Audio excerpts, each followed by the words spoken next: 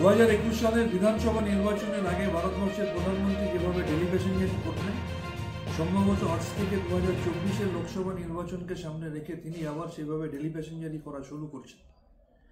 বাংলার মানুষ প্রধানমন্ত্রীর কাছে জানতে চায়, 2019 সালে 18টা সাংসদ নিয়ে গিয়েছিলেন এখান থেকে। আপনার সাংসদরাই দিল্লিতে গিয়ে বাংলার ন্যায্য পাওনা আটকে দেওয়ার জন্য সুপারিশ করেন এবং তাদের কথা শুনে আপনি বাংলার 1,60,000 কোটি টাকা আটকে রেখেছেন। প্রায় 60-65 লক্ষ মানুষকে 2 বছর ধরে 100 দিনের কাজ করিয়ে টাকা দেন। প্রায় 11,36,000 মানুষকে বাড়ির টাকা দেন। ন্যাশনাল হেলথ মিশনের টাকা আটকে দিয়েছেন।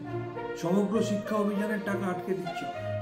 এই বাংলা বিদ্বেষী ভারতীয় জনতা পার্টির প্রধান কর্ণধারের কাছে বাংলার মানুষের আরেকটা প্রশ্ন, আজকে কি আপনি সেই শুভেন্দু অধিকারীর সাথে স্টেজ শেয়ার করবেন, যে শুভেন্দু অধিকারীর নাম সিবিআই এফআইআর আছে, যার বিরুদ্ধে 20টা এফআইআর আছে, যাকে প্রকাশ্যে টিভি ক্যামেরায় টাকা নিতে দেখা গেছে?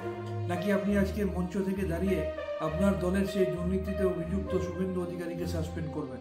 তৃণমূল কংগ্রেস যেভাবে দুর্নীতির সাথে যুক্ত থাকলে দলের নেতাদের সাসপেন্ড করে, আপনার কি হিম্মত থাকবে আপনার দলের এখানকার বিরোধী দলনেতাকে সাসপেন্ড করা? এটা বাংলার মানুষ আপনার থেকে জানতে চায়।